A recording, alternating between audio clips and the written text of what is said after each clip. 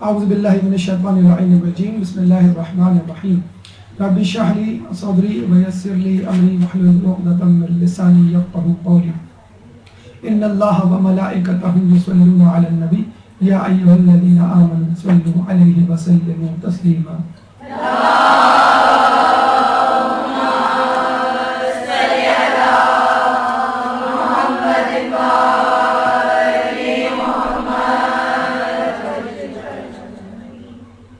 ہماری آج کی گفتگو کا موضوع ہے سیرت حضرت ابو طالب۔ ویسے تو ان کی وفات پچھلے دنوں گزری ہے، لیکن چونکہ اس دن آپ کا انٹروڈکٹری لیکچر تھا جو طویل ہو گیا تھا، جس کی وجہ سے جناب ابو طالب پہ گفتگو نہ ہو سکی، لیکن درخواست کی گئی کہ اس موضوع کو لے لیا جائے کیونکہ شخصیت بڑی ہمگیر، بڑی اہم اور افسوس کے ساتھ کہ متنازع بھی ہے۔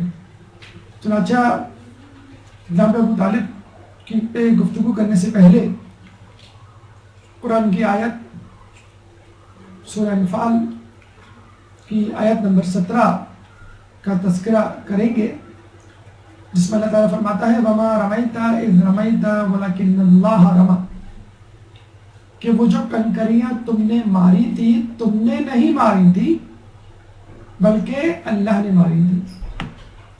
یہ اشارہ ہے رسول اللہ کے اس عمل کی طرف کہ جس میں رسول اللہ نے جنگ بدر میں مولا علی کو کہا کہ میرے ہاتھ میں کچھ سنگریزے دو۔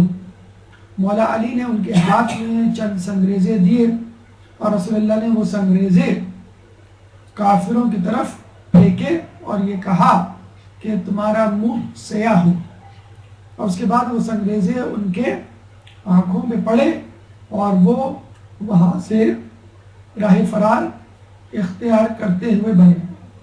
یعنی اللہ تعالیٰ اس آیت میں فرماتا ہے کہ رسول وہ سنگریزے تم نے نہیں مارے بلکہ ہم نے مارے۔ یعنی اللہ تعالیٰ کو اگر کسی کا فعل پسند آ جائے اور اس فعل میں اس شخص کی خلوص نیت شامل ہو تو اللہ تعالیٰ اس شخص کے فعل کو اپنا لیتا ہے، اڈاپٹ کر لیتا ہے، اون کر لیتا ہے، کہتا ہے کہ تم نے نہیں کیا یہ کام، یہ میں نے کیا یہ کام۔ اور اسی طرح اگر ہم سورہ الضحیٰ آیت نمبر 6 کی طرف جائیں تو اللہ تعالیٰ فرماتا ہے الم یجدک یتیما فآویٰ، اے رسول جب تم یتیم تھے تو ہم نے تم کو پناہ دی۔ تو کیا رسول اللہ کو پناہ دینے والا اللہ تھا؟ جی نہیں، رسول اللہ کو پناہ دینے والے رسول اللہ کے چچا حضرت ابو طالب تھے، کہ جن کی پناہ کو اللہ تعالیٰ نے اپنی پناہ قرار دیا۔ تو جس طرح سورہ انفال آیت نمبر 17 میں اللہ تعالیٰ نے رسول اللہ کے فعل کو اپنا فعل کہا، چنانچہ سورہ الضحیٰ میں اللہ تعالیٰ نے ابو طالب کے فعل کو، یعنی رسول اللہ کے پناہ دینے کے فعل کو، رسول اللہ کی پرورش کے فعل کو اپنا فعل قرار دیا۔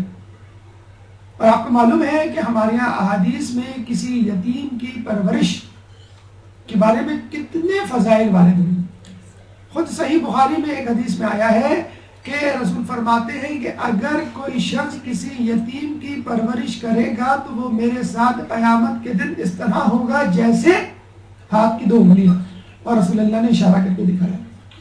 تو جو شخص کسی یتیم کی پرورش کرے تو وہ رسول کے ساتھ جو اسی یتیم کی پرورش کرے، یعنی خود رسول اللہ کی پرورش کرے، تو وہ رسول اللہ کے کتنے قریب ہو۔ اور جناب ابو طالب کی یہ پرورش جو تقریباً 44 سال جاری رہی۔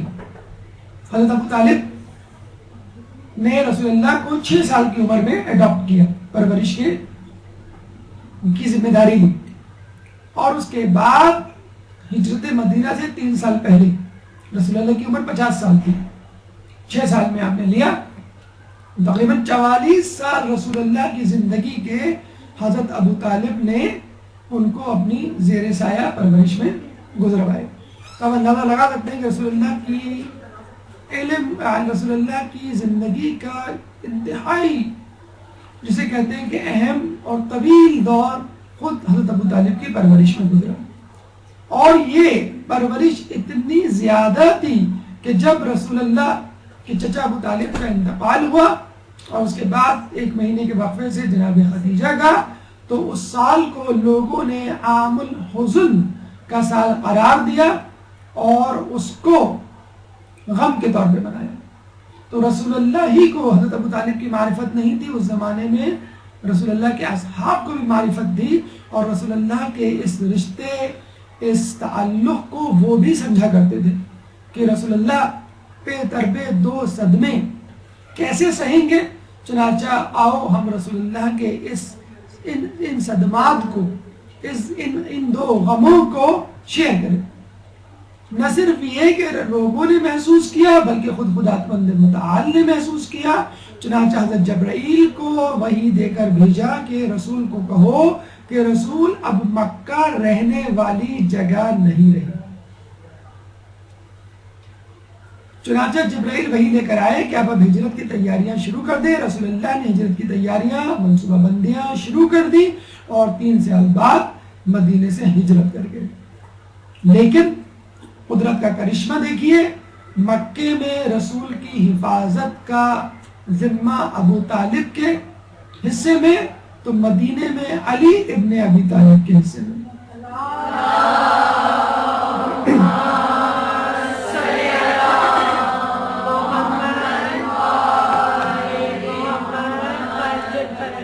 مکے کی حفاظت کی یا حفاظت رسول کی سنت کو ابو طالب کے بیٹے علی نے مدینے میں زندہ رکھا۔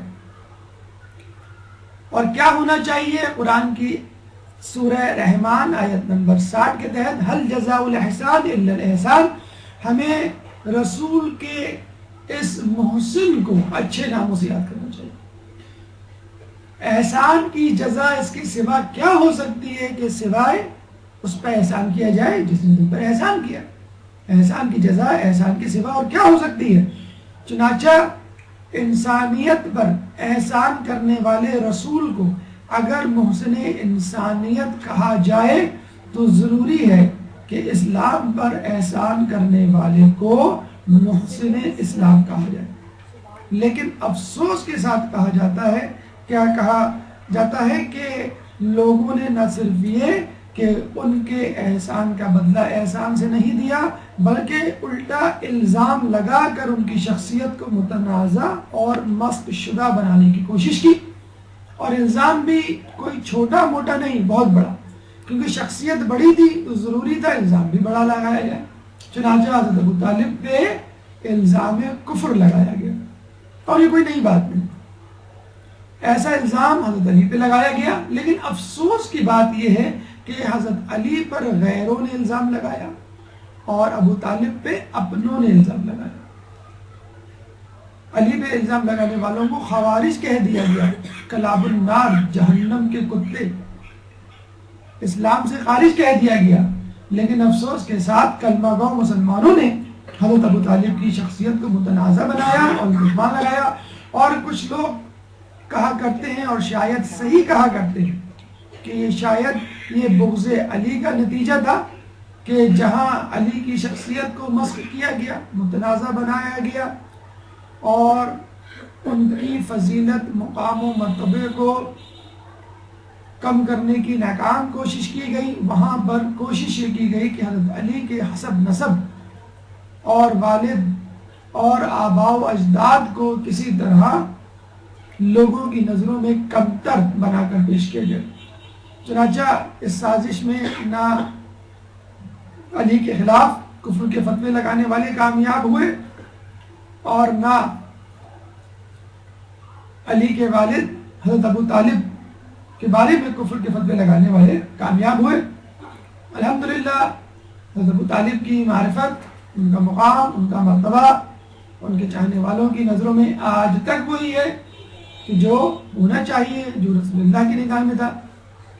اور آئے دن گاہے بگاہے ہم اس معرفت کو زندہ کرتے رہیں گے، لوگوں تک اس کا پیغام پہنچاتے رہیں گے۔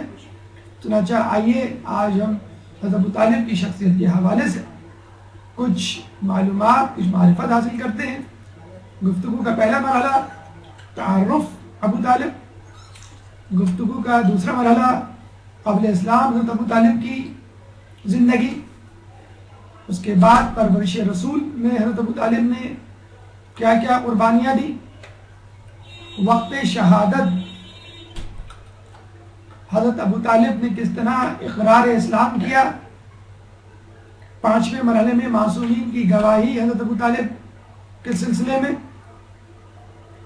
پھر علماء اہل سنت حضرت ابو طالب کے بارے میں کیا گواہی دیتے ہوئے نظر آتے ہیں،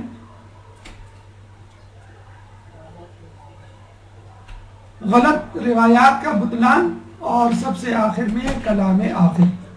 گفتگو کا پہلا مرحلہ تعارف، ایک درود پڑھ دیں محمد والے۔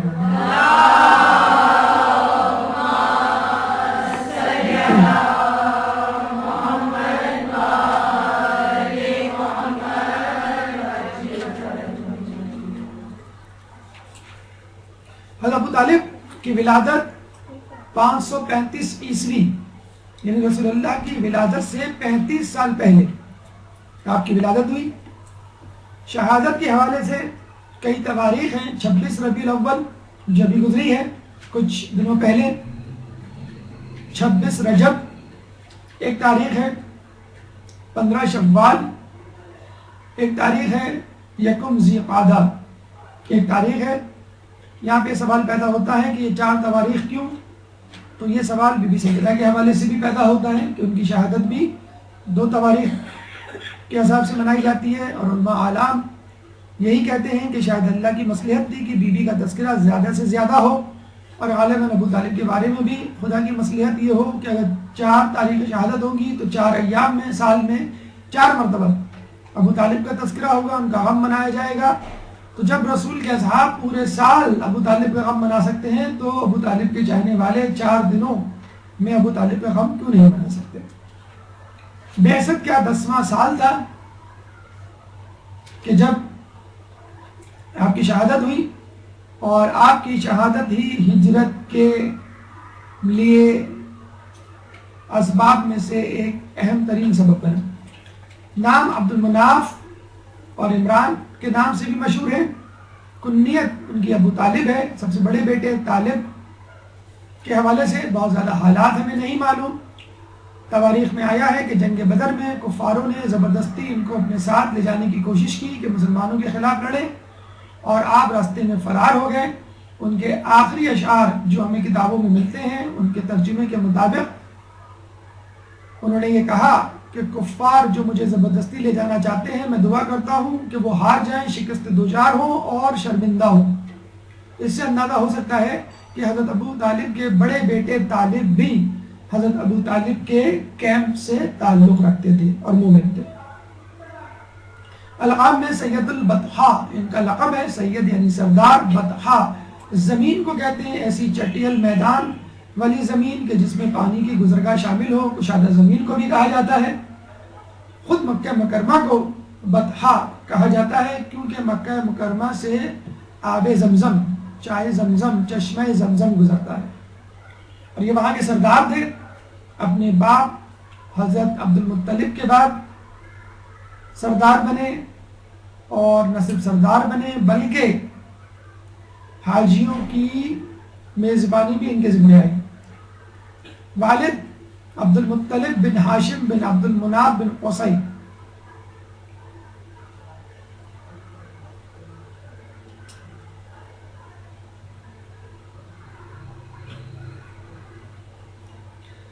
ہمارے عقیدے کے مطابق رسول اللہ کے والد، ان کے دادا، ان کے پردادا، تمام افراد اوپر تک حضرت آدم علیہ السلام تک حامل ایمان تھے۔ حضرت ابو طالب تو بہت دور کی بات۔ والدہ فاطمہ بنت عمر مخزومی جو کہ حضرت عبداللہ کی بھی والدہ تھی، یعنی حضرت عبداللہ رسول اللہ کے والد۔ چنانچہ حضرت علی کے والد ابو طالب اور رسول اللہ کے والد جناب عبداللہ، دونوں کی والدہ ایک ہی تھی۔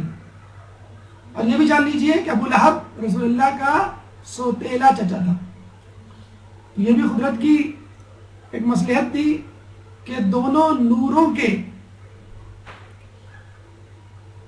اجداد کو ایک ہی والدہ سے، ایک ہی عورت سے پیدا کیا۔ زوجہ فاطمہ بنت اسد ابن ہاشم.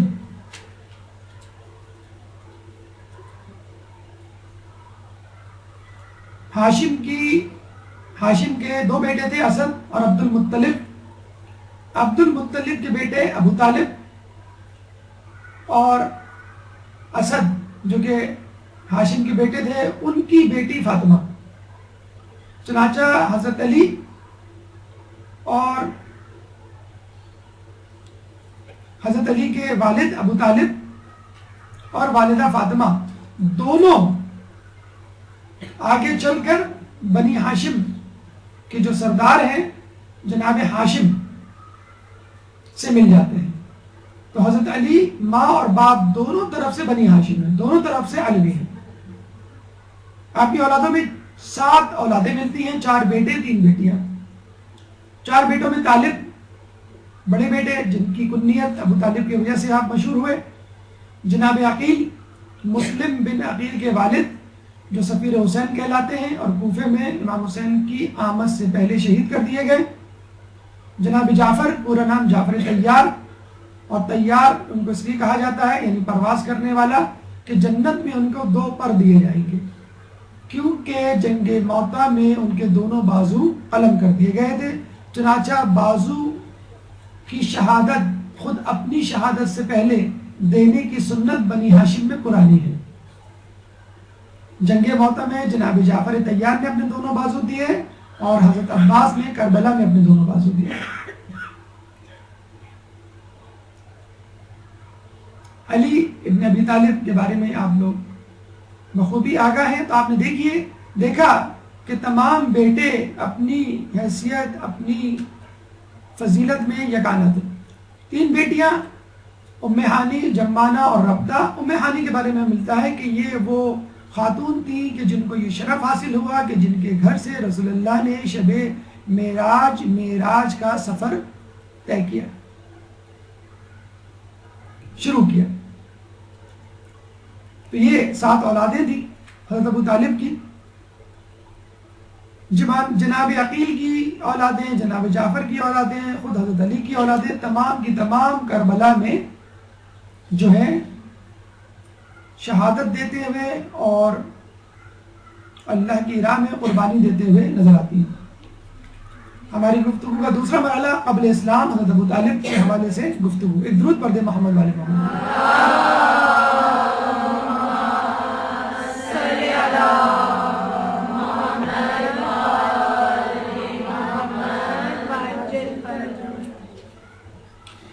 اسلام سے پہلے ہمیں بہت زیادہ تفصیلات تو نہیں معلوم حضرت ابو طالب کی. ہاں یہ معلوم ہے کہ تاریخ میں کسی بھی باب میں، کسی بھی صفحے پہ، کسی بھی سطر پہ آپ کی بت پرستی، شراب نوشی، جوئے کا تذکرہ نہیں ملتا، نہ اپنوں کی کتابوں میں نہ اغیار کی کتابوں میں. چنانچہ اگر حضرت ابو طالب کا ایمان ثابت نہیں تو کفر بھی ثابت نہیں. یہ بات اب ثابت ہو گئی، مسلمہ ہو گئی کہ حضرت ابو طالب کا اگر ایمان کافی ثابت نہیں تو کفر بھی کوئی ثابت نہیں کر سکتا. پیشے کے حوالے سے تاجر تھے، گندم اور عطریات پرفیومز کی تجارت کیا کرتے تھے. گندم انسان کی ضروریات میں سے ایک اہم ضرورت، عطریات انسان کی زینتوں میں سے ایک اہم ضرورت، اور ایسی زینت جس کے بارے میں کہا گیا ہے کہ خوشبیات یا معطریات یا عطریات میں اسراف نہیں، کہ جس کو لگا کے آدمی نماز پڑھے تو نماز کی افضلیت میں، نماز کے درجے میں، نماز کے فائدے میں اضافہ ہو جاتا ہے. اور یہ کہا جاتا ہے کہ انہوں نے تجارت اپنے لیے نہیں کی بلکہ اپنے لوگوں کے لیے کی، مکے کے رہنے والوں کے لیے کی.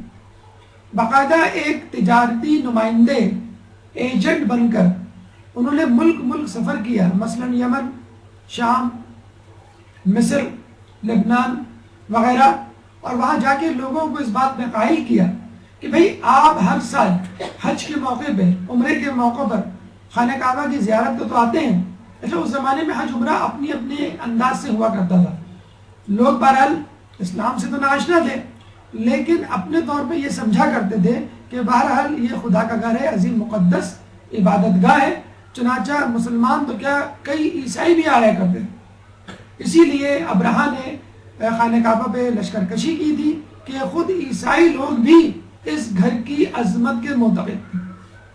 تو حضرت ابو طالب نے ان کو اس بات میں قائل کیا کہ بھئی آپ حج عمرہ زیارت وغیرہ کے لیے تو آتے ہیں، جب آپ آئیں تو اپنی اپنی سوغات اپنے ساتھ لے کر، ہم میں سے جو خریدار ہوں گے وہ آپ کے مال کو خریدیں گے، ان کو شام یا لبنان نہیں آنا پڑے گا، مصر نہیں آنا پڑے گا.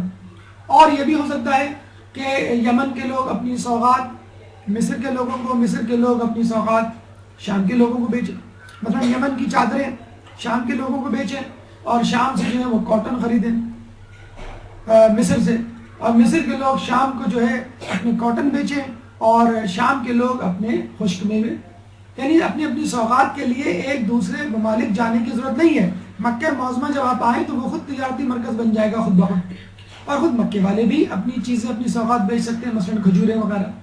تو اس طرح مکہ معظمہ اس زمانے کا ایک بزنس ہب بن گیا. بالکل ایسے ہی جیسے آج کل دبئی UAE کے شیخوں نے یہ کام کیا کہ اپنے کلائنٹس کو یہ کہا کہ آپ یہاں پہ پیٹرول بھروا سکتے ہیں، ہم ڈسکاؤنٹ پہ دیں گے، آپ یہاں شاپنگ کر سکتے ہیں، ہم ڈیوٹی فری شاپس لگائیں گے. چنانچہ پروازوں نے وہاں پر آنا شروع کیا، دنیا کا تو دوسرا یا تیسرا بڑا ایئرپورٹ بن گیا، اور اس بہانے ان کی بزنس ان کا جو ہے معیشت کو استحکام ملا. تو حضرت ابو طالب کی بزنس اسٹریٹجی سے نہ صرف خود ان کو بلکہ مکے والوں کو زیادہ فائدہ ہوا. حضرت ابو طالب فقط تاجر ہی نہیں تھے، اور ہمارے یہاں تو مشہور ہے اگر کوئی آدمی تاجر ہو، بزنس مین ہو، تو اس کو شعر و شاعری یا کسی فن سے لگاؤ نہیں ہوتا. حضرت ابو طالب کی شاعری اتنی مشہور ہے کہ کہا جاتا ہے کہ اگر وہ حضرت علی کے والد نہ ہوتے یا رسول اللہ کے چچا نہ ہوتے تو شاید مشہور شاعر کے طور پہ مشہور ہوتے، زیادہ مشہور ہوتے. گفتگو سے زیادہ وہ شاعری کیا کرتے تھے، اور شاعری بھی لہو لعب والی شاعری نہیں، ایک ایسی شاعری جس سے انسان کے ایمان کو تازگی ملے. حضرت ابو طالب کے 3000 اشعار فقط توحید پرستی پر مشتمل ہے. فقط توحید، 3000 اشعار، تو آپ اندازہ لگا لیجئے کتنے ہزار اشعار کے مالک ہوں گے. ان کی شعر و شاعری کی بلندی کا اندازہ اس بات سے لگا لیجئے کہ جب نجاشی کے دربار میں حبشہ میں پہلی ہجرت ہوئی تو مکے سے عمر بن العاص جو بعد میں معاویہ کا دست راست بنا، وہ نجاشی کے دربار میں پہنچا اور وہاں پہ نجاشی کو قائل کرنے کی کوشش کی کہ یہ لوگ گمراہ ہو گئے ہیں، ان کو ہمارے حوالے کرو، یہ باغی ہیں. اسی وقت حضرت ابو طالب نے یہ محسوس کیا کہ خطرہ ہے کہ نجاشی ان کو یعنی مسلمانوں کو کفار کے حوالے کر دیں. انہوں نے فوراً ایک قاصد روانہ کیا جس کو ایک رقعہ دیا. اس رقعے میں پوری منظوم تحریر تھی کہ جس میں اسلام کی خوبیوں اور صفات کا تذکرہ تھا کہ ہم پہلے کیا تھے اور اب کیا ہو گئے. نجاشی نے جب وہ نظم پڑھنی شروع کی تو وہ لاجواب ہو کے رہ گیا. عمر بن العاص کی تقریر ایک طرف اور حضرت ابو طالب کی نظم اور اشعار ایک طرف.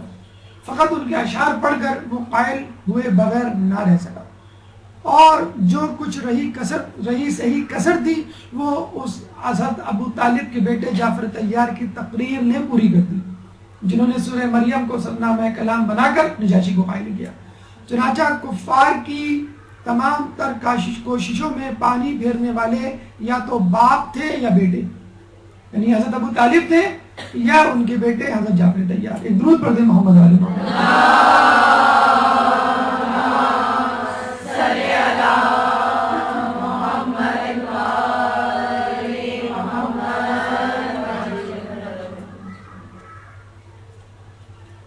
بہادر سپاہی، عموماً شعر و شاعری کا لڑائی جھگڑے سے کوئی تعلق نہیں ہوتا، لیکن جب جہاد کی بات آئے گی، جب مظلوم کو حق دلانے کی بات آئے گی تو لڑائی جھگڑا پھر جہاد کہلائے گا.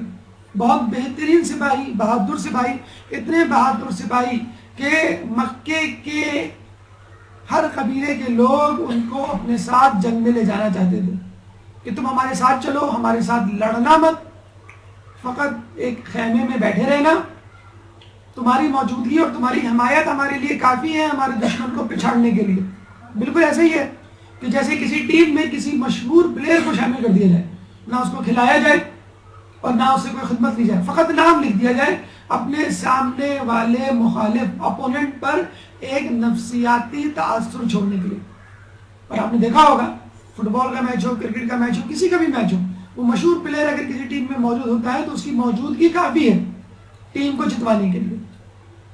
تو حضرت ابو طالب کی موجودگی کافی ہوتی تھی۔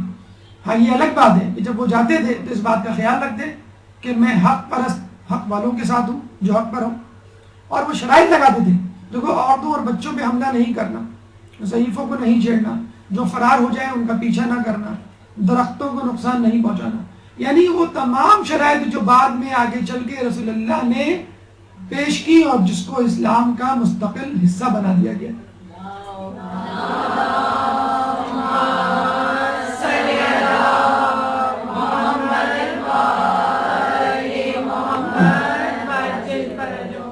کہا جاتا ہے کہ ہمارے چھٹے امام سے کہا گیا ہے کہ یہ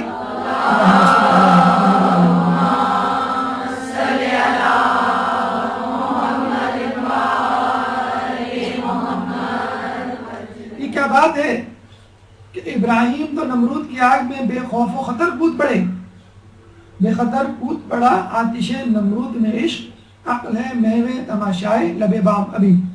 تو ابراہیم علیہ السلام تو فوراً کود پڑے اور موسیٰ علیہ السلام سانپوں کو دیکھ کے تھوڑا سا ڈر گئے۔ تو امام نے جواب دیا کیونکہ ابراہیم کے صلب میں ہم اہل بیت کا نور شامل تھا، تو جس کے صلب میں علی ابن ابی طالب کا نور شامل ہو وہ کیسے لمحے بھر کے لیے بھی ڈر سکتا ہے؟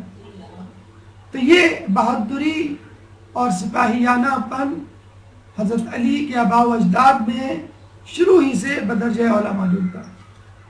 عہدے کی ہم بات کریں، یقیناً ایسا شخص جو شاعر بھی ہو، بہادر بھی ہو، لوگوں کا خدمت گزار بھی ہو، اس کو یہ پہنچتا ہے کہ وہ سردار بنے۔ چنانچہ عہدۂ سقایت و رفادت حج، یعنی حاجیوں کو پانی پلانے کی ذمہ داری اور ان کی میزبانی، کھانے پلانے کا انتظام، یہ آپ کی ذمہ تھا۔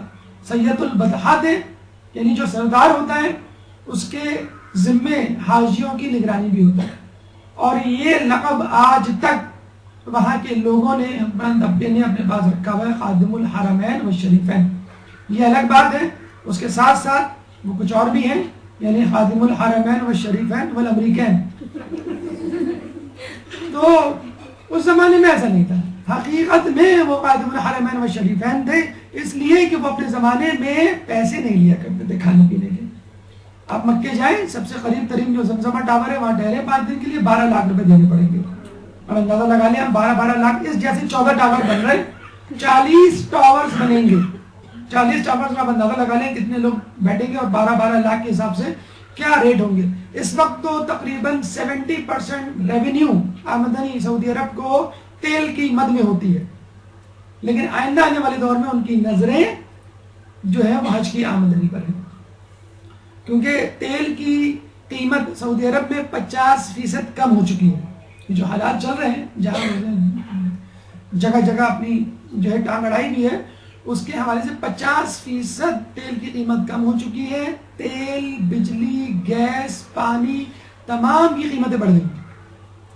تیل کی قیمت 50% زیادہ ہو گئی، پیٹرول کی قیمت 50% زیادہ ہو گئی، 50% سعودی عرب میں ابھی ریسنٹلی ہوا ہے، اور تمام بل جو ہیں وہ زیادہ آ رہے ہیں۔ تو ابھی جو آنے والا دور ہے اس میں ان کو بڑی مشکلات ہیں۔ دوسری بات یہ کہ امریکہ میں جو آئل تھا ایکسپورٹ ہونا شروع ہو گیا ہے، پہلے تو وہ نکالتے تھے لیکن اپنے تک محدود کرتے تھے، اب ان کی طرف سے یہ ایمبارگو ختم ہو گیا، سیلف ایمبارگو انہوں نے لگایا تھا اپنے آپ کو سیف سائڈ کرنے کے لیے، آئندہ آنے والے دنوں میں ہمیں اس کی تیل کی ضرورت پڑی، یہ نہ ہو کہ ختم ہو جائے۔ تو دوسروں کا تو تیل جو ہے انہوں نے تیل کی دھار دیکھ کے مزدار جو ہے ان کی بزنس کو جو ہے بالکل ٹھپ کر دیا، اور اب وہ اپنا بزنس شروع کر رہے ہیں، انہوں نے اپنا آئل ایکسپورٹ کرنا شروع کر دیا ہے۔ آنے والے وقتوں میں کچھ معلوم نہیں کہ خادم الحرمین و شریفین امریکین جائیں گے یا برٹین۔ چلیں آگے چلتے ہیں، ہم تو بات کر رہے ہیں ایمان ابو طالب کی، بلکہ یہاں تو ہمیں روایتیں ملتی ہیں کہ جب امام سے پوچھا گیا کہ عیسیٰ کے آخری وصی رسول سے پہلے کون تھے، تو جواب ملا امام سے، تو امام نے جواب دیا خود حضرت ابو طالب تھے.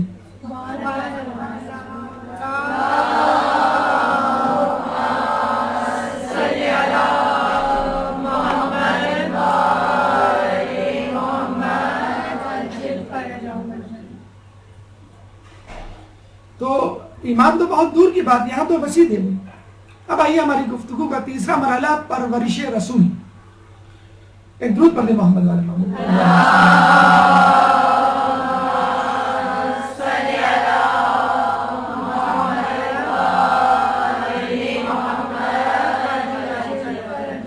میرے امام کا جو بھی غلام ہوتا ہے نگاہ حق میں وہ عالی مقام ہوتا ہے. کسی کی کر دے اگر پرورش ابو طالب تو کم سے کم وہ نبی یا امام ہوتا ہے.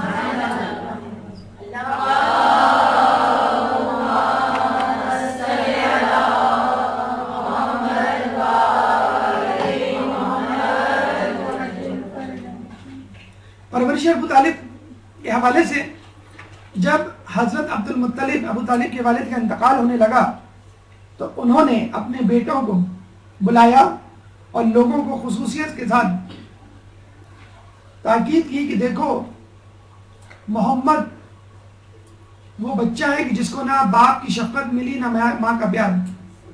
چنانچہ تم لوگوں پہ یہ ذمہ داری عائد ہوتی ہے کہ تم اس کی حفاظت کرو، اس کو محبت دو، اس کی پرورش کرو. اور خصوصی طور پہ حضرت ابو طالب کی یہ ذمہ داری لگائی کہ تمہیں محمد کو اپنے ساتھ رکھنا ہے.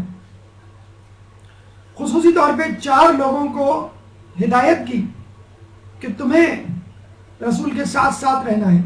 جناب عباس، جناب حمزہ، جناب جعفر، جناب علی. جناب عباس چچا رسول اللہ کے ساتھ ساتھ رہتے تھے. بیعت عقبہ اول، بیعت عقبہ ثانی جو رسول اللہ نے مدینے والوں کے ساتھ کی، کہ جس کے نتیجے میں بیعت اول میں 12 لوگ، بیعت ثانی میں 75 لوگ ایمان لائے. رسول اللہ جب مکے کے لوگوں سے مایوس ہو گئے، مزید کوئی ایمان کی جسے کہتے ہیں کہ امید نظر نہ آئی قبول کرنے کی، تو رستے میں بیٹھ جایا کرتے تھے حاجیوں کے اور حج پہ آنے والوں کے، زیارت کرنے والوں کے، مکے کے، کعبے کے، ان کو تبلیغ کیا کرتے تھے. تو مدینے کے لوگ بھی آیا کرتے تھے. تو مدینے کے لوگوں نے جب آپ سے باتیں سنی تو بہت متاثر ہوئے. 12 لوگ اسلام لائے اور رسول اللہ اور اللہ کی جو ہے وہ شہادت دی. پھر 75 لوگ ایمان لائے.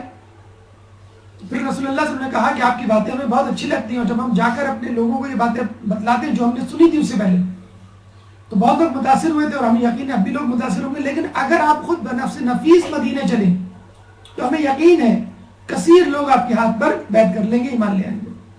حضرت عباس سامنے بیٹھے ہوئے تھے. انہوں نے کہا کہ دیکھو محمد، تم یہاں پہلے ہی مشکلات سے دوچار ہو. مکہ تو تمہارا اپنا محلہ ہے، اپنا گھر ہے.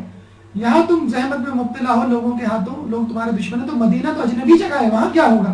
تو 75 لوگوں نے فوراً کہا کہ ہم نے 2 چیزوں پر بیعت کی، اللہ کی وحدانیت اور رسول کی رسالت. اب ہم تیسری بیعت کرتے ہیں کہ آپ کو مارنے سے پہلے آپ کا دشمن پہلے ہمیں قتل کرے گا. جب یہ تیسری بیعت کی تو رسول اور جناب عباس اور ان کے اصحاب مطمئن ہوئے اور پھر انہوں نے ہجرت کے لیے ارادہ باندھا. تو حضرت عباس وہ شخصیت ہے کہ جنہوں نے فتح مکہ کے وقت بہت بڑا قتال ہونے سے لوگوں کو بچایا. کہ اگر مسلمان آ جاتے 10,000 کا لشکر حملہ کر دیتا تو کئی 100 جانے جاتی. لیکن وہ فوراً ابو سفیان کے پاس گئے، بلکہ ابو سفیان خود جانا چاہتا تھا. تو حضرت عباس جو ہے ابو سفیان کو لے کر گئے، ورنہ تو مدینے کے لوگ ان کو مارنے کے لیے دوڑ پڑے تھے. تو انہوں نے سب لوگوں کی تلواروں سے ابو سفیان کو بچایا. رسول اللہ کی خدمت میں حاضر ہوئے اور ابو سفیان کو کہا کہ اب بھی وقت ہے کہ تم ایمان لے آؤ. تم مکے کے سردار ہو، اگر تم ایمان لے آئے تو انشاءاللہ رسول اللہ تم کو بھی معاف کر دیں گے، مکے والوں کو بھی معاف کر دیں گے. مکے والے کثیر تعداد میں اسلام لے آئیں گے اور مکہ بغیر قتل و غارت کے محفوظ ہاتھوں میں چلا جائے گا. یہ ان کی حکمت عملی تھی جناب عباس کی، کہ جس کی وجہ سے جو ہے ایک بہت بڑی جنگ ہونے سے بچ گئی. لیکن افسوس کے ساتھ کہنا پڑتا ہے حضرت عباس کے آنے والے لوگوں نے، آنے والی نسلوں نے، بنو عباس جسے کہتے ہیں، انہوں نے جو ہے اہل بیت پر مظالم لائے. بہرحال اس میں حضرت عباس کا کوئی قصور نہیں, آنے والے لوگوں نے ایسا کیا. تو حضرت عباس نے مرد دم تک رسول اللہ کی حفاظت میں کوئی دقیقہ فروگزاشت نہیں کیا. جعفر طیار کے بارے میں ہم آپ کو بتا چکے ہیں, اور حضرت علی کی شخصیت اظہر من الشمس. حضرت عبد المطلب کی شہادت کے بعد حضرت ابو طالب نے واقعی میں رسول اللہ کی پرورش کا حق ادا کیا. علم یجد کا یتیمن فآوا, باقی اللہ کے لیے بھی واجب ہو گیا تھا کہ اس آیت کے ذریعے ابو طالب کے فعل کو اپنا فعل قرار دیں.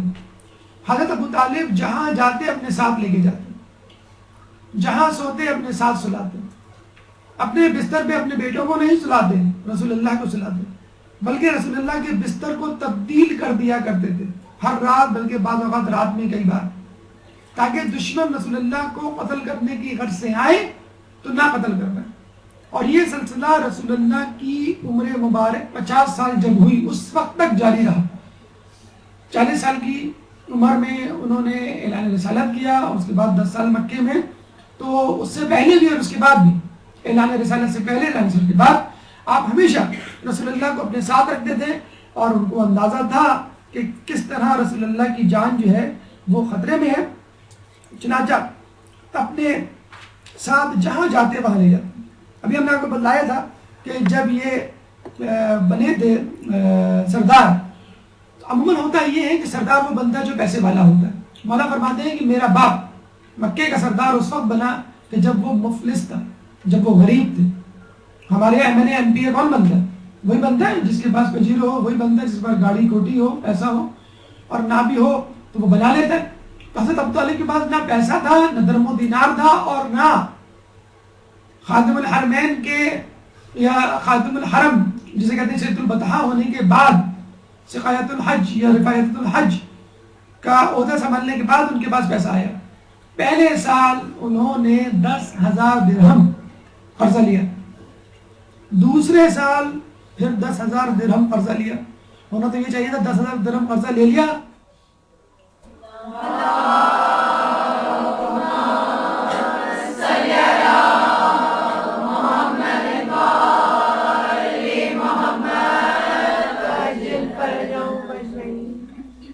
ہونا تو یہ چاہیے تھا کہ 10,000 قرضہ لیا تو اگلے سال 20,000 بنا لیتے, پھر 30, پھر 40, نہیں, دوسرے سال بھی 10,000 قرضہ لینا پڑا. اس کا مطلب کیا ہوا کہ وہ بزنس کے لیے حاجیوں کی خدمت نہیں کرتے تھے, پروفٹ نہیں لیا کرتے تھے, اس کا کوئی عوض نہیں لیا کرتے تھے.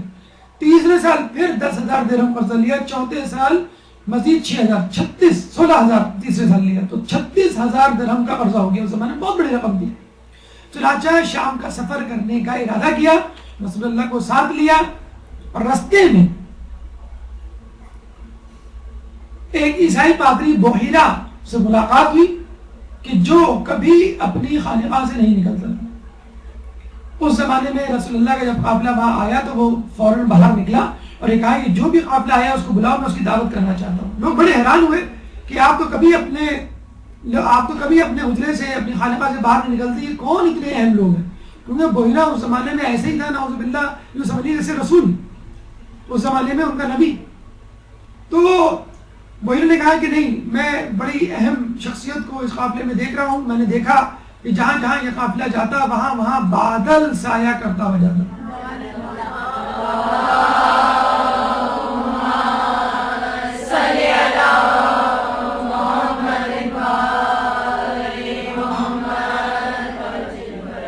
جہاں یہ قافلہ جس درخت کے نیچے پڑاؤ کرتا اس درخت کی شاخیں جھک جاتی تعظیماً. تو یقیناً یہاں پہ ان کے ساتھ کوئی ایسی شخصیت موجود ہے جو کہ نبی ہے. مگر میں دعوت کرنا چاہتا ہوں, ان سب کو بلاؤ. سب آ گئے دعوت پہ.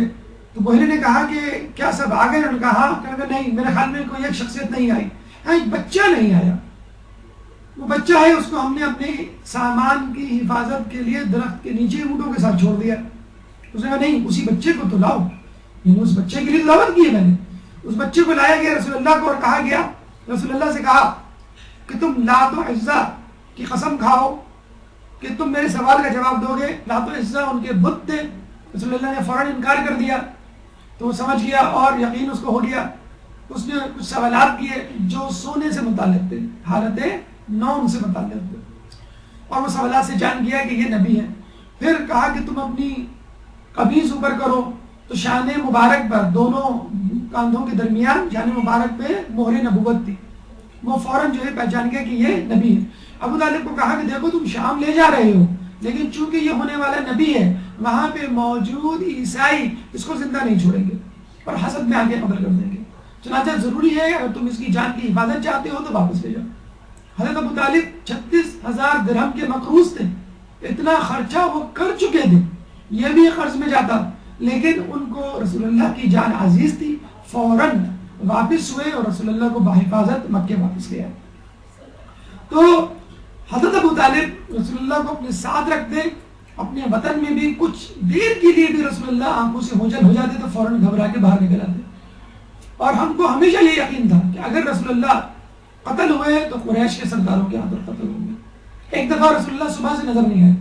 بنی ہاشم کے نوجوانوں کو ساتھ لیا اور یہ کہا کہ جاؤ تم بنی ہاشم کے جو قریش کے سردار ہیں ان کے ساتھ ایک ایک کر کے بیٹھ جاؤ اور اپنی آستینوں میں خنجر چھپا لو. اگر میں محمد کو ڈھونڈنے جا رہا ہوں، اگر میں واپس آیا اور تم محمد کو میرے ساتھ نہ پاؤ تو ابو جہل کو قتل کر دینا، جو زمانے میں ان کا سردار ہوا کرتا تھا. چنانچہ آپ ڈھونڈنے کے نکلے تو صفا کے مقام پہ کوئی صفا پر رسول اللہ نظر آئے. بڑے خوشی ان کو ساتھ لے کر آئے. جب حرم میں داخل ہوئے تو انہوں نے اشارہ کیا نوجوانان بنی ہاشم کو. انہوں نے اپنے آستینوں سے خنجر نکالے. اس وقت بآواز بلند ابو طالب نے سرداران قریش کو مخاطب ہو کے کہا کہ دیکھو آج محمد مجھے نظر نہیں آئے، چنانچہ میں نے سمجھا تم لوگوں نے اسے قتل کر دیا. چنانچہ میں ڈھونڈنے نکلا اور ان کو میں نے اشارہ کر دیا تھا کہ اگر میرے ساتھ محمد کو نہ پاؤ تو اپنے سردار کو قتل کر دینا، قریش کے سرداروں کو جن میں ابو جہل سب سے بڑا تھا. تو اگر آئندہ تم نے کوئی ایسی بات سوچی، سازش کرنے کی کوشش کی تو یاد رکھنا کہ میں تمہارا کیا انجام کروں گا. اور آپ نے دیکھا، آپ نے سنا حضرت ابو طالب کی شہادت کے بعد کس طرح رسول اللہ کے قتل کے منصوبے بنائے گئے. ہجرت کی جو رات تھی وہ دراصل رسول اللہ کے قتل کی سازش کی رات تھی. اسی رات رسول اللہ کو قتل کرنے کا بہانہ بنایا گیا، سازش بنائی گئی تھی. اور قریش کے تمام لوگوں کو، قریش کے تمام سرداروں کو یہ ذمہ داری سونپی دی گئی تھی کہ تمہیں رسول اللہ کے قتل میں شریک ہونا ہے تاکہ قصاص کسی ایک قبیلے سے طلب نہ کیا جا سکے اور کوئی قبیلہ بھی بنی ہاشم کا ساتھ نہ دے قصاص لینے میں. تو حضرت ابو طالب نے فوراً یہ بدلا دیا کہ دیکھو اگر تم نے رسول کی طرف، میرے بھتیجے کی طرف، محمد کی طرف آنکھ اٹھا کر بھی دیکھا تو تمہاری خیر نہیں. اچھا یہ بھی مان لیجئے، یہ بھی دیکھ لیجئے کہ کیا ابو طالب مکے والوں کے دشمن تھے؟ ان کی نیست و نابودی چاہتے تھے، ان کی شکست خوار چاہتے تھے، ان کا نقصان چاہتے تھے، یا خود رسول اللہ نہیں؟ ایسا نہیں، وہ ان کی فلاح چاہتے تھے، دنیا میں بھی اور آخرت میں بھی، اور پوری کوشش کرتے تھے. اگر دنیاوی اعتبار سے کوئی فائدہ دے سکے تو دیا کرتے تھے، اور اگر آخرت کے اعتبار سے فائدہ دیں تو دیا کرتے تھے. چنانچہ مکے میں کافی عرصے سے ایک دفعہ بارش نہ ہوئی، لوگ قحط سے مرنے لگے، تو حضرت ابو طالب رسول اللہ کو لے کر آئے اور آسمان کی طرف نگاہ بلند کر کے رسول اللہ کے وسیلے سے دعا مانگی.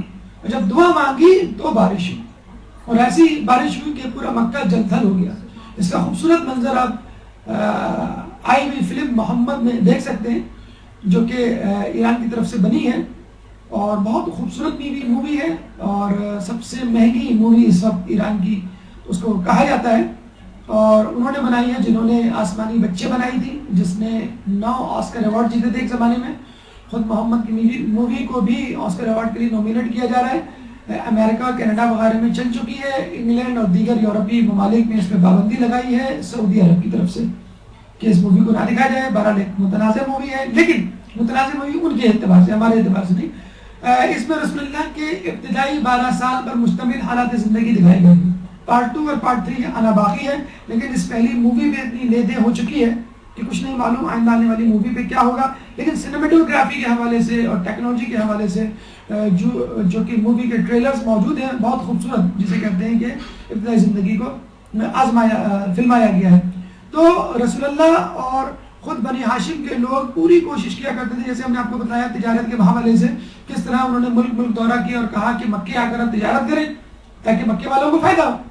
تو انہوں نے پوری کوشش کی، لیکن مکے والے نہیں مانے. ان کی سرداری جو ہے وہ خطرے میں پڑ گئی تھی.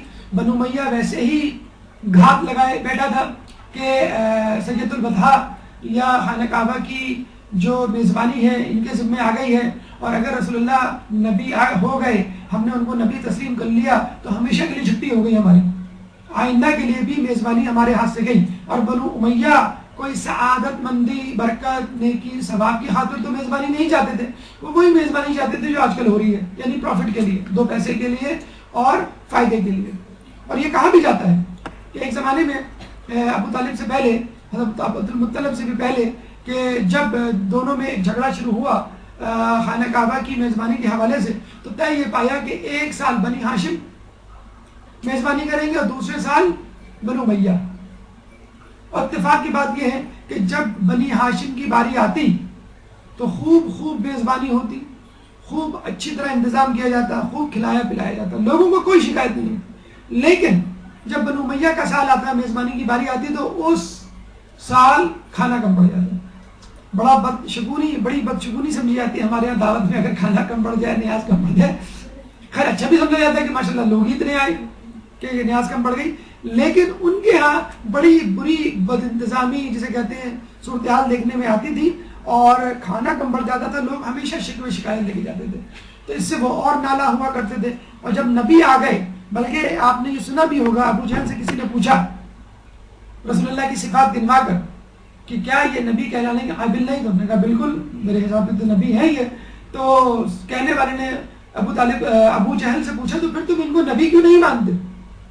تو ابو جہل نے کہا کہ بنی ہاشم اور ہمارا قبیلہ تمام اعتبار سے، تمام جہتوں سے ایک جیسا ہے، تو پھر نبی بنی ہاشم سے کیوں آیا؟ بس یہ ان کو زعم تھا، یہ ان کو قلق تھا کہ نبی بنی ہاشم سے کیوں آیا، ہمارے حوالے سے کیوں نہیں آیا۔ تو رسول اللہ کے وسیلے سے بارش پہلے بھی ہوئی، پھر اس کے بعد ابن عباس کے حوالے سے واقعہ ملتا ہے کہ خلیفہ دویم نے ابن عباس کو لا کر ان کے وسیلے سے رسول اللہ کی بارگاہ میں دعا کی تھی کہ پہلے ان کے چچا کے حوالے سے ہم دعا کیا کرتے تھے، اب ان کے بیٹے ابن عباس کے وسیلے سے دعا کر رہے ہیں اور بارش ہو جایا کرتی تھی۔ وصیت ابو طالب، جب حضرت ابو طالب کا آخری وقت آیا تو پہلے وہ روایت سن لیجیے جو ہمارے یہاں ہے۔ ہمارے اعتبار سے جب حضرت ابو طالب کی رحلت کا وقت آیا، جو کہ خود ان کی کتاب سیرت ابن ہشام میں موجود ہے یہ واقعہ، تو رسول اللہ موجود تھے سامنے، اور انہوں نے کہا کہ چچا وہ کلمہ پڑھ دیجئے، وہ بات دہرا دیجئے اپنی زبان سے جو میں نے آپ کو کہی تھی۔ تو حضرت ابو طالب نے کلمہ شہادت پڑھ دیا، اللہ کی وحدانیت اور رسول اللہ کی رسالت کا۔ رسول اللہ بہت خوش ہوئے، بلکہ انہوں نے اپنی زبان ہلائی، لب ہلائے کہ ابن عباس نے اپنا کان ان کے قریب لے جا کے سنا، اور خوشی خوشی یہ کہا کہ رسول اللہ انہوں نے وہ بات کہہ دی جو آپ کہنا چاہتے تھے، جو آپ کہلوانا چاہتے تھے۔ رسول اللہ نے اللہ کا شکر ادا کیا کہ اللہ نے آپ کو توفیق دی کہ آپ نے اس کی وحدانیت کا اقرار کیا۔ لیکن دشمنوں نے اس حدیث میں تھوڑی سی ٹیمپرنگ کی، تبدیلی کی، اور یہ کہا کہ جب حضرت ابو طالب کچھ کہنے کا ارادہ رکھتے تھے تو اس وقت ابو جہل بھی موجود تھا۔ اس نے کہا ابو طالب کو، اے ابو طالب کیا تم عبد المطلب کے مذہب پہ نام نہیں مرو گے؟ یعنی نعوذ باللہ ان کی نظر میں عبد المطلب بھی کافر تھے۔ تو انہوں نے کہا کہ ہاں میں حضرت عبد المطلب کے مذہب پہ مر رہا ہوں۔ تو اگر ان کے مذہب پہ بھی مرے تو ہمارے حساب سے صحیح مرے، ایمان پہ مرے، ایمان پہ ان کا جو ہے وہ اختتام ہوا۔ حضرت عبد المطلب بھی حضرت ابو طالب کی طرح جو ہے صاحب ایمان تھے۔ تو لوگوں نے یہ بات پھیلا دی کہ ان کا جب انتقال ہوا تو انہوں نے جو ہے یہ کہنا پسند کیا اور دنیا سے اس طرح جانا پسند کیا کہ میں آخری وقت میں جو ہوں لوگوں کے ڈر سے یا اپنے بھتیجے کے ڈر سے اسلام کیوں قبول کروں، میں اب بھی اسی مذہب پہ رہوں گا جو پہلے تھا۔ تو ہمارے اعتبار سے پہلے بھی وہ اسلام پر تھے، آخر میں بھی اسلام پہ تھے۔ ہاں علل اعلان اسلام کا اظہار وہ اپنے مرتے وقت کیا۔ انگوٹھی پہ ان کا نقش موجود تھا، رضیت باللہ ربا و ابن اخی محمد نبیا بے ابن علی وسیا، کہ میں راضی ہوں کہ اللہ میرا رب ہے اور میرے بھائی کا بیٹا محمد میرا نبی ہے اور میرا بیٹا علی وسی ہے۔ یہ ان کی انگوٹھی پہ نقش تھا۔ تو اس سے بھی اندازہ ہو جانا چاہیے کہ آدمی انگوٹھی پہ وہی نقش کرواتا ہے کہ جو اس کا عقیدہ ہوتا ہے، بلکہ انگوٹھی پہ نقش دراصل اس زمانے میں اسٹیمپ کی حیثیت رکھتا تھا۔ لوگ اگر کبھی خط لکھتے تھے تو اپنی انگوٹھی سے دستخط کیا کرتے تھے، وہی ان کی جو ہے وہ ایک مہر ہوا کرتے تھے۔ تو یہ وقت شہادت ان کی وصیت تھی، اور اس سے پہلے بھی وہ کہا کرتے تھے کہ اے بنی ہاشم محمد کی تصدیق کرو، ان کی اطاعت کرو تاکہ ہدایت اور نجات پاؤ. یعنی اپنے لوگوں کو یہ کہہ رہے ہیں کہ رسول کی اطاعت کرو تاکہ تم ہدایت پاؤ. تو ہدایت کون سی؟ آخرت کی ہدایت. اور اس سے پہلے بھی کہا کرتے تھے کہ اے قریش کے لوگوں، تم رسول اللہ کی بات مانو کہ وہ سب سے بڑھ کر امانت دار یعنی امین، اور سب سے بڑھ کر راست گو یعنی صادق ہیں. یہ ان کا آخری وقت، انگوٹھی کا نقش اور وقت شہادت، ان کی گواہی اللہ کی وحدانیت کے حوالے سے، رسول کی رسالت کے حوالے سے، اور اس کے بعد معصومین کی گواہی خود ابو طالب کے بارے میں. لیکن ایک 5 منٹ کے وقفے کے بعد ایک درود پڑھ دیں محمد علیہ محمد.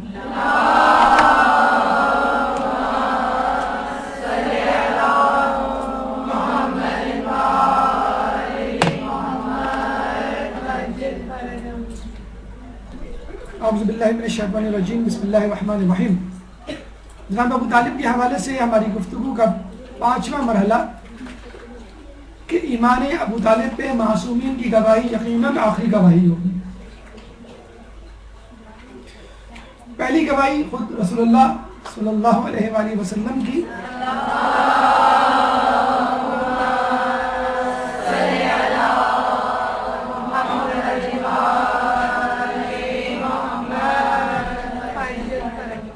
رسول نے فرمایا کہ 4 لوگوں کی خصوصی شفاعت کی اجازت میں نے اپنے رب سے لی ہے، اور وہ ہیں میری ماں، میرا باپ، میرے چچا اور رضاعی بھائی.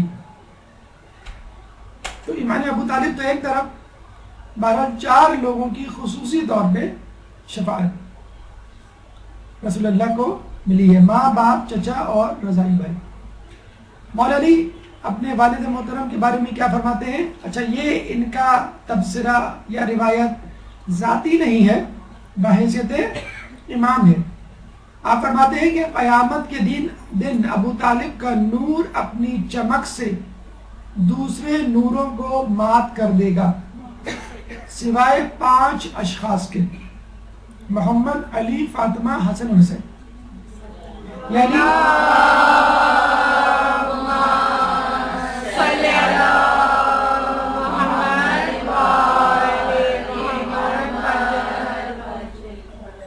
یعنی دیگر ائمہ کا نور بھی ابو طالب کے نور کے آگے مدھم پڑ جائے گا.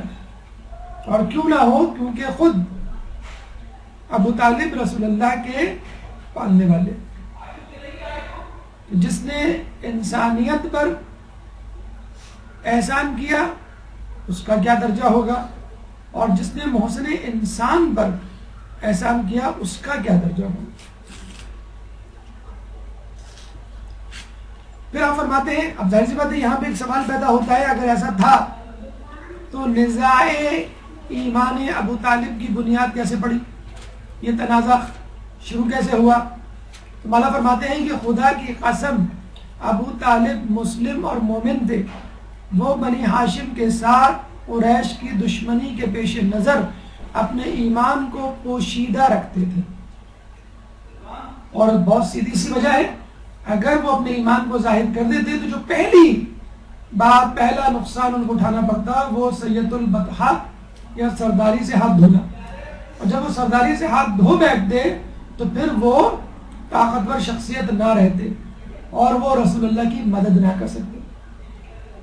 چنانچہ ظاہری طور پہ اپنے آپ کو کافر ثابت کیا، ظاہر کیا، لیکن اندرونی طور پہ وہ مومن، جس کا تذکرہ بھی آگے آئے گا کہ اگر وہ کافر ہوتے تو پھر حضرت علی کو خصوصی طور پہ کیوں کہتے، اور دیگر افراد کو کیوں کہتے کہ تم رسول اللہ کے ساتھ نماز پڑھو، رسول اللہ کی مدد کرو.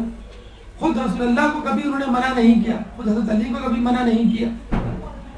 جب کفار آئے تھے ابو طالب کے پاس یہ کہنے کہ تم اپنے بھتیجے کو سمجھاؤ، تو جب حضرت ابو طالب نے رسول اللہ سے بات کی تو انہوں نے کہا کہ اگر میرے سیدھے ہاتھ پہ سورج اور دوسرے ہاتھ پہ چاند رکھ دیا جائے تو بھی میں اس کام سے باز نہیں آؤں گا، چاہے اس راہ میں میری جان چلی جائے یا اللہ مجھے کامیابی سے ہمکنار کرے۔ تو ابو طالب نے یہ نہیں کہا کہ اب میری ذمہ داری تم پر سے اٹھ گئی، بلکہ یہ کہا کہ تم اپنے کام کو جاری رکھو، میں قریش کے لوگوں سے خود نمٹ لوں گا۔ تو اس موقع پر بھی انہوں نے جو ہے اگر رسول اللہ سے بات کی تو حکمت عملی کے حوالے سے بات کی ہوگی، یہ نہیں کہا کہ قتل اس کو چھوڑ دو یا میں تمہارا ساتھ نہیں دوں گا۔ یہ بہترین وقت تھا کہ جب وہ یہ کہتے، اور انہوں نے یہ کہا کہ قریش والوں نے کہا ہے کہ تم ان کے دین کے بارے میں یہ باتیں کرتے ہو، ان کے دین کے بارے میں، یہ نہیں کہا کہ تم ہمارے دین کے بارے میں ایسی باتیں کرتے ہو۔ تو قریش کی شکایت کے باوجود اچھا انہوں نے یہ بھی کہا تھا کہ یا تو تم محمد کو ہمارے حوالے کر دو یا تم خود بات کر لو، تو نہ انہوں نے بات کی، یعنی اصرار کیا اس کام کو چھوڑنے پہ، اور نہ رسول اللہ کو قریش کے حوالے کیا۔ خود حضرت علی نے اپنی اولادوں کو اپنے والد ابو طالب کے لیے حج نیابت جسے کہتے ہیں بجا لانے کی تاکید کی، جو ہم کرتے ہیں اکثر فلاں مرحوم کی طرف سے حج۔ تو مجھے بتائیے کہ حج کس کی طرف سے ہوتا ہے؟ اگر ابو طالب نے پہلے حج نہیں کیا تو پہلے تو حج واجب نہیں تھا، رسول اللہ کے انتقال سے 1 سال پہلے ہوا۔ حضرت علی نے جب اپنی اولادوں کو حج بجا لانے کا حکم دیا تو یقیناً کسی مسلمان کے لیے ہی حج ہوتا ہے، کافر کے لیے نہیں ہوتا۔ تو یہاں سے بھی یہ بات ثابت ہو گئی کہ حج جو ہے وہ حضرت ابو طالب کے لیے تھا، اور حضرت ابو طالب اسلام کے لیے تھا۔ ایک درود پڑھتے محمد والے محمد۔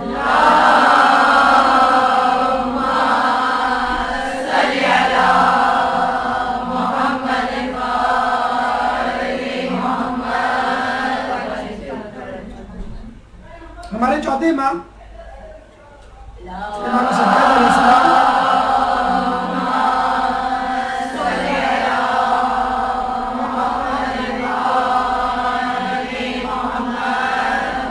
سے جب پوچھا گیا ایمان ابو طالب کے حوالے سے، انہوں نے کہا کہ یہ کیسے ممکن ہے کہ ایک مسلمان عورت کافر مرد سے نکاح میں رہے اس کے کفر کے باوجود؟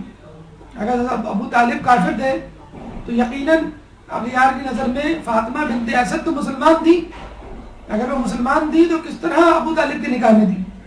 اس کا مطلب ہے دونوں مسلمان تھے، اور اگر وہ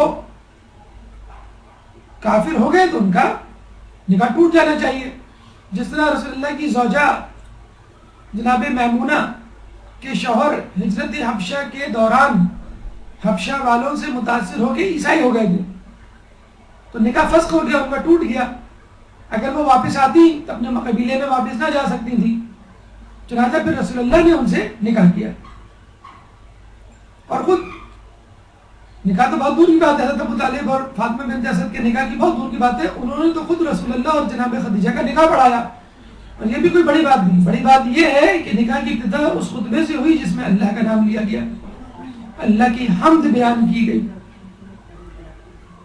خود رسول اللہ کے بارے میں کہا جاتا ہے کہ رسول اللہ نے کبھی بھی کسی کافر کے ساتھ بیٹھ کے کھانا نہیں کھایا، کافر و مشرک کے ساتھ بیٹھ کے کھانا نہیں کھایا سوائے ابو طالب کے۔ تو اس کا مطلب کیا ہوا کہ حضرت ابو طالب کافر نہیں تھے، مشرک نہیں تھے، مومن تھے، جبھی رسول اللہ نے ان کے ساتھ کھانا گوارا کیا۔ جب ہمارے 5ویں امام امام محمد باقر علیہ السلام سے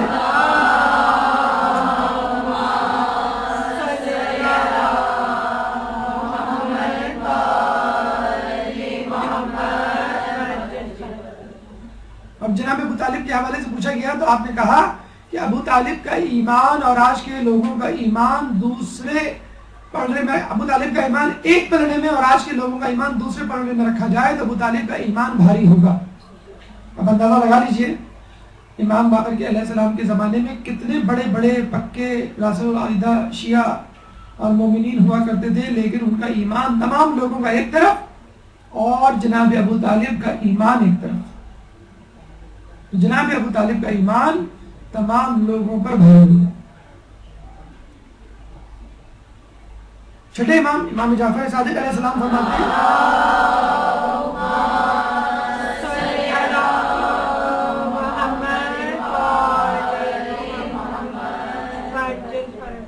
ابو طالب کا ایمان مثل اصحاب کہف تھا، چنانچہ ان کو دگنا اجر دیا جائے گا. اب یہ بات کہ اگر ان کے بت پرستی کے قصے نہیں تو ان کو نمازوں کے قصے کیوں نہیں ملتے، تو ہم وہی بات کہیں گے کہ تقیہ میں تھا ان کا ایمان، جیسے مثل اصحاب کہف جن نے تقیہ کیا ہوا تھا اپنے زمانے میں. تو اگر کوئی تقیہ کرے اور اپنے دل کے ایمان کو ظاہر نہ کرے جس میں کوئی حرج نہیں، ایسا پہلے بھی ہو چکا ہے اور اس کی اجازت اسلام نے دی ہے. 8ویں امام امام موسیٰ رضا علیہ السلام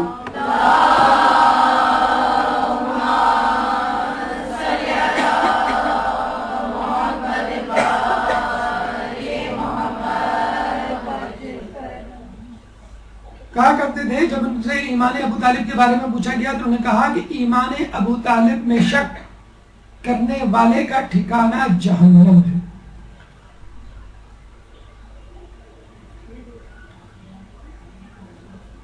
ہمارے 11ویں امام جن کی ولادت ابھی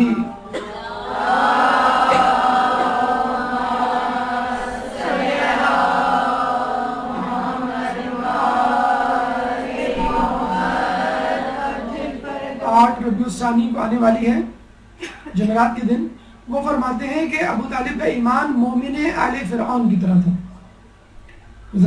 فرعون کے دربار میں جو مومن ان کا وزیر ایک تھا کہ جس کے بارے میں کہا جاتا ہے کہ اس نے اپنے ایمان کو چھپایا ہوا تھا، تقیہ میں تھا، اور کسی طرح اس کی زبان سے کبھی خدا کا کلمہ یا نام نکل گیا تو پھر بادشاہ کو شک ہوا اور اس نے ان کو شہید کروا دیا. اصحاب کہف، مومن آل فرعون، اس طرح کی کئی مثالیں تاریخ میں ہمیں ملتی ہیں کہ جب لوگوں نے اپنے ایمان کو دشمن کے ضرر سے بچنے کے لیے چھپایا، اور یہی کام حضرت ابو طالب نے بھی کیا. لیکن کبھی بھی ان کو بت پرستی، شراب، جوئے اور دیگر محرمات میں نہیں دیکھا کسی نے. اب آئیے ہماری گفتگو کا چھٹا مرحلہ، علماء اہل سنت ابو طالب کے بارے میں کیا کہتے ہیں. درود پڑھ دیں محمد علیہ وسلم.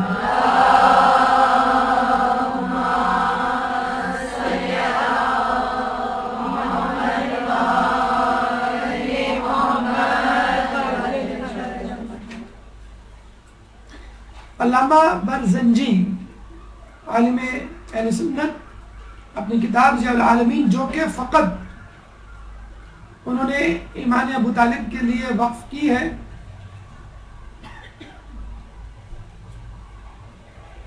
جس میں پورا چیپٹر ایمان ابو طالب کے حوالے سے ہے، دلائل پیش کیے انہوں نے ایمان ابو طالب کے. اس کے بعد امام احمد فرماتے ہیں کہ ابو طالب سے کینہ کفر کے ارتکاب کے برابر ہے، یعنی کینہ بھی رکھنا، ان کے بارے میں کوئی دشمنی والی بات دل میں رکھنا. علامہ طلبسانی فرماتے ہیں ابو طالب کو برائی سے یاد کرنا رسول اللہ کو دکھ دینا ہے، اور ایسا شخص قتل کے قابل ہے.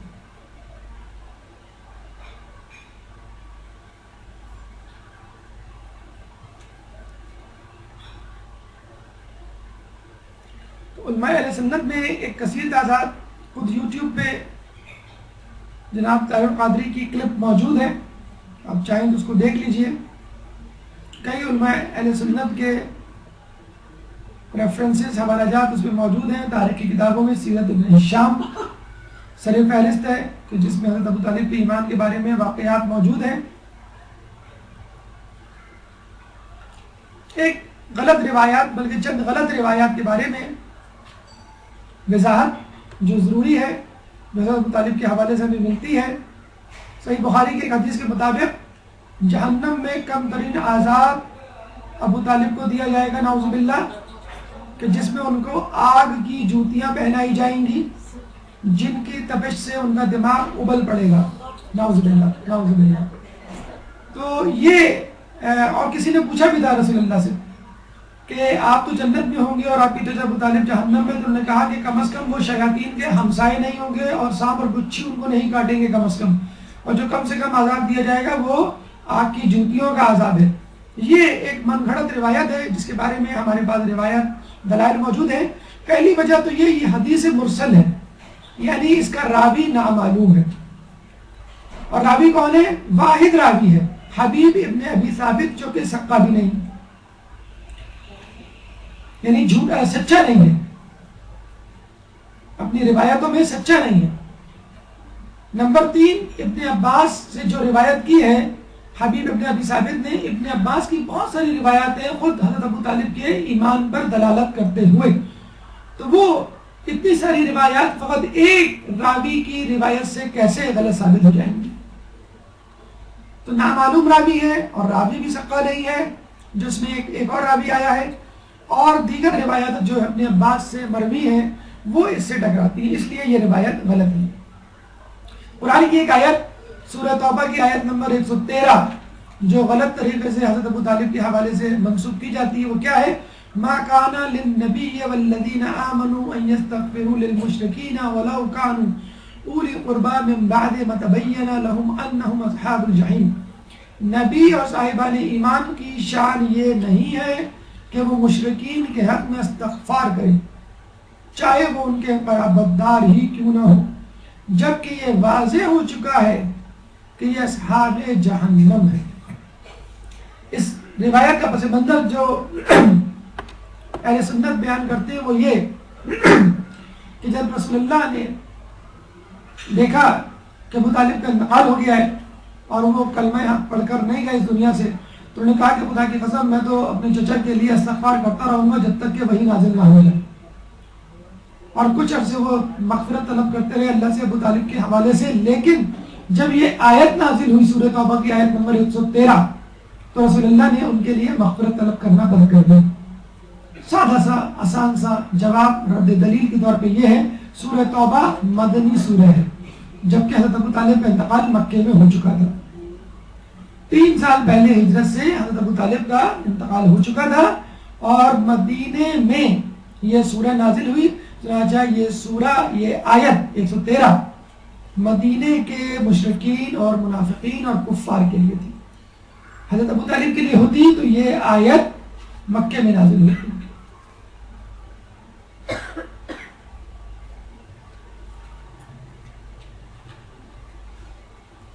تو یہ حدیث اور یہ روایت دونوں اپنے دور پہ غلط منسوخ کی گئی ہیں.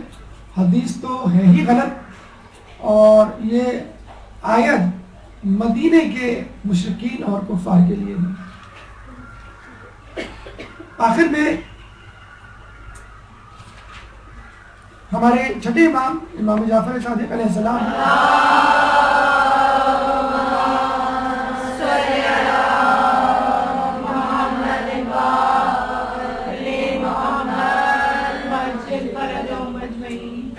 چھٹے امام کے پاس ایک شخص آیا اور کہنے لگا فلاں شخص نے مجھ سے قرض لیا ہوا ہے اور وہ قرض واپس نہیں کر رہا، میں نا امید ہو چکا ہوں، میں کیا کروں؟ امام نے کہا کہ تم 5 شخصیتوں کی نیابت میں طواف کرو، یعنی 5 شخصیتوں کے لیے طواف الگ الگ، اور پھر ہر طواف کے بعد 2 رکعت پڑھو اور پھر اللہ تعالیٰ سے ان شخصیت کے وسیلے سے دعا مانگو تو انشاءاللہ وہ شخص تمہارا قرض واپس کر دے گا. اچھا وہ شخص بھی موجود تھا اس وقت حج کے موقع پہ وہاں پر. چنانچہ اس شخص نے طواف کیا اور ہر طواف کے بعد 2 رکعت نماز پڑھی اور جو 5 شخصیات امام نے بتائی تھی ان سے ان کو منسوب کیا، یعنی حضرت عبد المطلب، ابو طالب، عبداللہ، فاطمہ بنت اسد، آمنہ بنت وہب، یعنی رسول اللہ کے دادا، رسول اللہ کے چچا، رسول اللہ کے والد، رسول اللہ کی چچی فاطمہ بنت اسد اور رسول اللہ کی والدہ آمنہ بنت وہب، ان 5 شخصیت کے حوالے سے.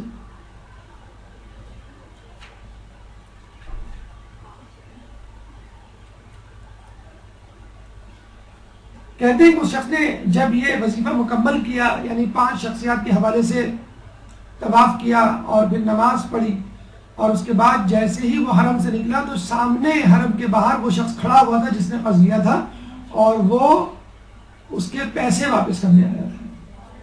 تو اگر کسی نے آپ کا قرض دبایا ہوا ہے تو آپ جائیں مکے وہاں پر. اور یہ ہوا ہے جب ہم گئے تھے حج پہ تو وہاں پہ مولانا صاحب نے ہمیں قصہ سنایا اور کہا اس بہانے اس طریقے سے کئی لوگوں کے قرض واپس ہوئے، لیکن افسوس کے ساتھ کسی نے واپس ہماری خبر نہ لی یعنی جنہوں نے طریقہ بتایا تھا کراچی میں آپ کسی سے فلیٹ خالی کروائیں تو 1,00,000-2,00,000 تو لے گا، یا قرض واپس کروائیں تو کچھ تو وہ پرسنٹیج لے گا.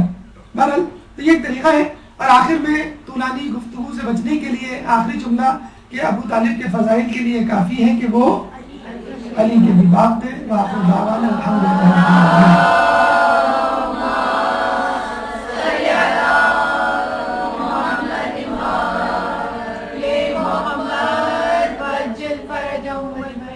برحمتك يا أرحم الراحمين وصلى الله على محمد وآله الطاهرين.